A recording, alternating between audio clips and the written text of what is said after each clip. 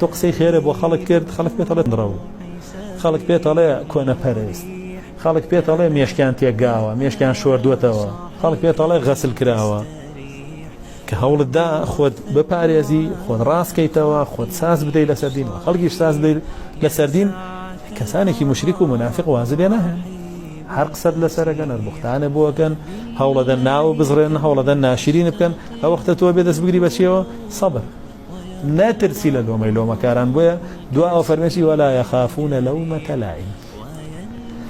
ئەمانە کە بەو شێوە خەریکی چاکردنی خۆیان و چاکردنی کۆمەڵگاکەیان بوون لە لۆمەی لۆمەکار ناترسن چی خەڵک با قسە بکە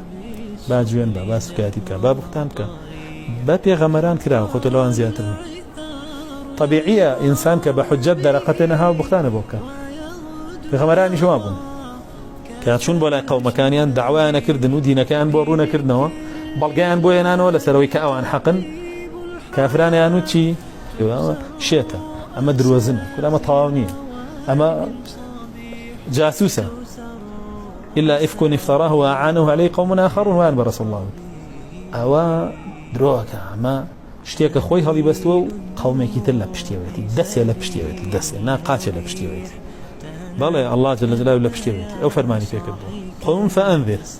وربك فكبر الله جل جلاله فەرمانی پێکردو ئەستا ئینزارکە و دینی الله بگەێنە بۆیە ولا يخافون لومة لائم خۆ ئەگەر بترسی لە لۆمەی لۆمەکار دەسەڵەگری لە جیادەکە